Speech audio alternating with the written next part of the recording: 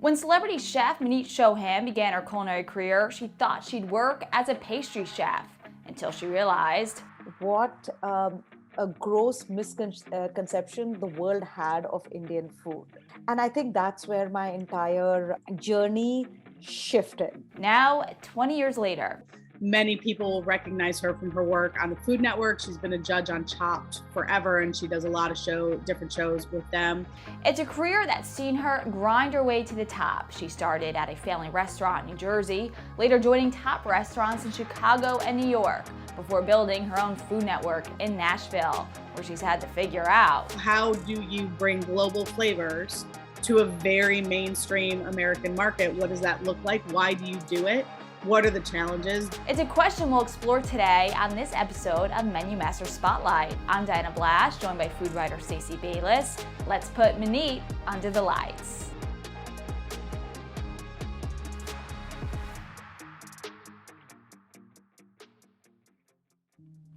I did my undergrad in hotel management in India, and then I came here to go to the CIA, which was really incredible because I thought that you walk around with a chip on your shoulder, like, oh, I went to the best culinary institute in the world. Oh, I came from the best hotel administration school in India.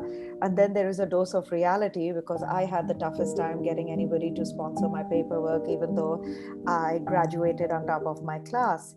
Stacey, I love that soundbite right there because it really underscores the fact that if you want success, you gotta work for it. And Maneet really shows us that she did that. I think certainly the way that she came up as a woman of color, she had battles all the way along. And she's talked about the fact that in her first kitchen, she was the only woman and she had 17 men that were there. I think that is a real testament to her faith in herself and her confidence. And also the fact that she's had a really good support system. You know, her family supports her. She and her husband are business partners, and that is an extraordinary partnership. Maneet and her husband operate 4 restaurants in Nashville, and they opened them within the first 4 years of being there. And this was at a time when Nashville was still diversifying its food scene, which Maneet and her husband played a big role in developing. For example, they opened the city's first upscale Chinese restaurant. But they had to get creative on how to market their menus to customers. We had this struggle of not knowing I'm like, does the audience know anything beyond meat and 3, right? Is it going to be chicken tikka masala, right? Which still happens. I mean, no questions about it.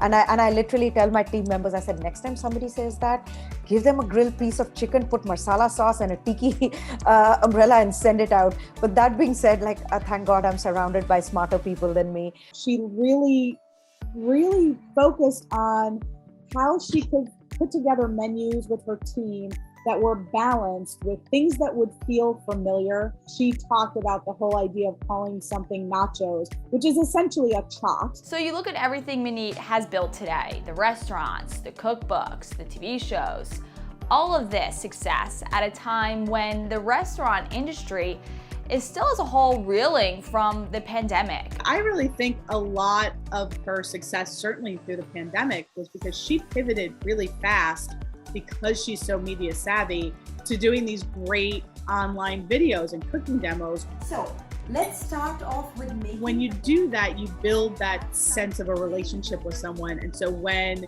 it is time to think about where you're going to pick up your next takeout meal, or when things open back up, where you're going to make that first reservation, you are going to think of her because she was a resource for you during a tough time. I mean, the explosion of acceptance of global flavors, global ingredients, global techniques has everything to do with current media. There is so much on social media, there is so much on television around food that it's introducing foods to a broad market in a way that's never happened before. Well, Stacey, thanks so much for your time today. It's always fun to learn about those we admire in this industry and learn the stories, the achievements, the successes that have shaped them into who they are today. I can't wait till our next interview, so be sure to follow along at home with Menu Master Spotlight.